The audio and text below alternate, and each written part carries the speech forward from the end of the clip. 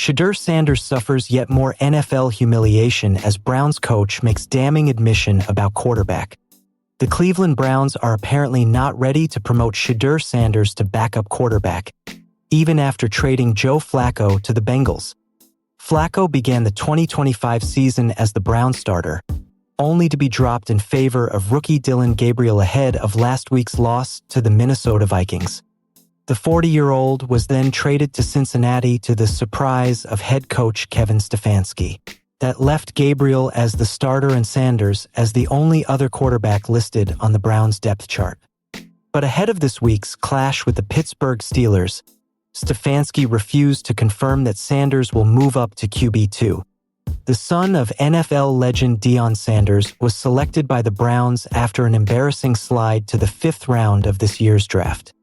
He has been inactive for Cleveland's first 5 games, serving as the emergency quarterback. But it's possible that Bailey Zappe could be activated from the practice squad to play behind Gabriel.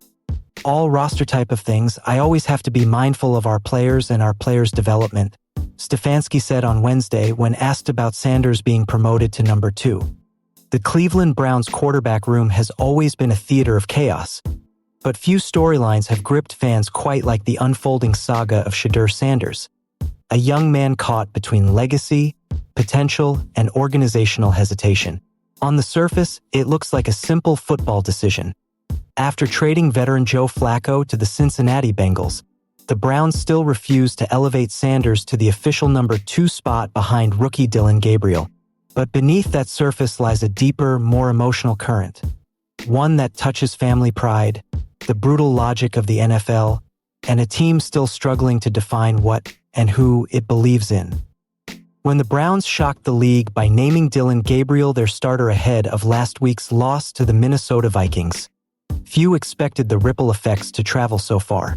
Gabriel, a 5th-round rookie himself, became the 41st quarterback to start for Cleveland since 1999, a statistic that reads like an indictment of the franchise's restless search for stability. And yet, in the shadows of that decision, another rookie waits, Shedeur Sanders, son of the legendary Deion coach Prime Sanders, a player whose name alone sparks both excitement and skepticism in equal measure. Flacco's departure was supposed to clear the logjam.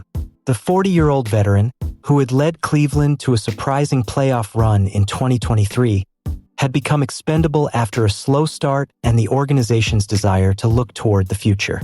When the Bengals called, the Browns accepted, sending Flacco to a division rival in a move that head coach Kevin Stefanski admitted caught him off guard.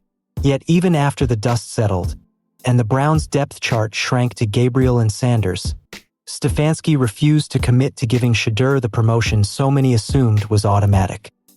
All roster-type things, I always have to be mindful of our players and their development, Stefanski said midweek, standing at the podium with the stoic calm of a man guarding more than he was revealing. I want to make sure that I'm always doing what's best for our players and, of course, our team. To outsiders, it was a typical coach's answer, safe, cautious, uncommitted. But to those who have followed Shedeur's path, it spoke volumes.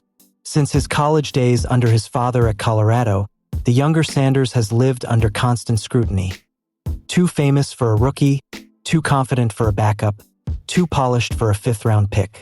The Browns selected him not because of the glitz that came with the Sanders name, but because beneath the celebrity sheen lay a sharp-minded, mechanically gifted quarterback with NFL-ready poise.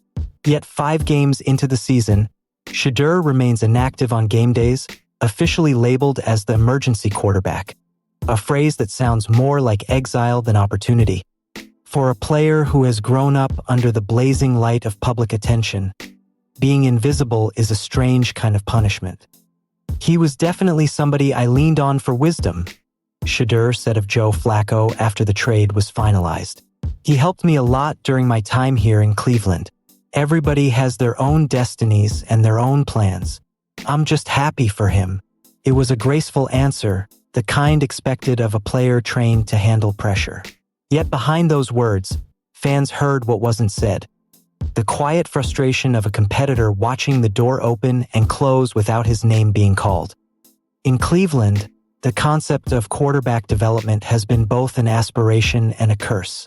The Browns have burned through young passers like paper, from Tim Couch to Johnny Manziel, from Baker Mayfield to Deshaun Watson's still unfolding saga, all victims of impatience, bad timing, or organizational missteps.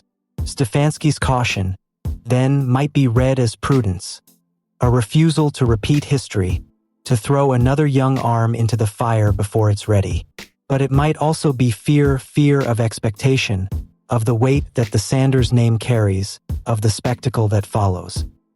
Because when your father is Deion Sanders, every throw becomes a referendum on the family legacy. Every benching becomes a headline. Every rumor becomes a story. In Shedeur's case, that spotlight has followed him from Boulder to Berea, from college stadiums filled with fans chanting Coach Prime, to the quiet confines of the Browns' practice facility, where he now waits for a phone call that may never come. Inside the locker room, teammates reportedly admire Shedeur's composure. He's the last to leave the film room, the first to arrive on practice days, a student of the game whose approach mirrors that of his father's prime years, disciplined, detailed, defiant. Yet even that diligence can't break through the hierarchy of the modern NFL, where draft position often dictates opportunity more than preparation does. Gabriel, taken just 2 rounds ahead of Sanders, earned the nod largely because his dual-threat skill set fits the Browns' evolving offensive scheme. Stefanski has made it clear that this is not about favoritism, but about developmental timelines. Last week, making the change to Dillon, you have to think long and hard about that, Stefanski explained. These are young players you're so invested in. Their development matters. So, I'll let this play out. The subtext is simple. The Browns are treading carefully. They know their fans are hungry, not just for wins but for hope, something Shedeur, with his charisma and cannon arm, could easily supply. But hope can be dangerous when it arrives too soon. The organization fears that if they rush him into action and he falters, they'll have shattered not just a rookie's confidence, but a brand that could one day define their franchise. Still, the pressure outside the building continues to mount. Cleveland's loyal but long-suffering supporters have already begun to rally around the young Sanders online, flooding social media with clips of his college highlights, his laser-precise throws, his calm under pressure. "Let the kid play," one viral post read. "You drafted him to lead, not to watch." Another echoed the same sentiment more bluntly. "We've seen 40 quarterbacks in 25 years. What's one more?" Even among analysts, opinions are divided. Some see Shedeur as a natural successor, a player whose technical accuracy and leadership qualities mirror the next generation of pocket passers. Others worry that his celebrity status and familial ties could create unnecessary distraction for a franchise already struggling to stay out of the headlines.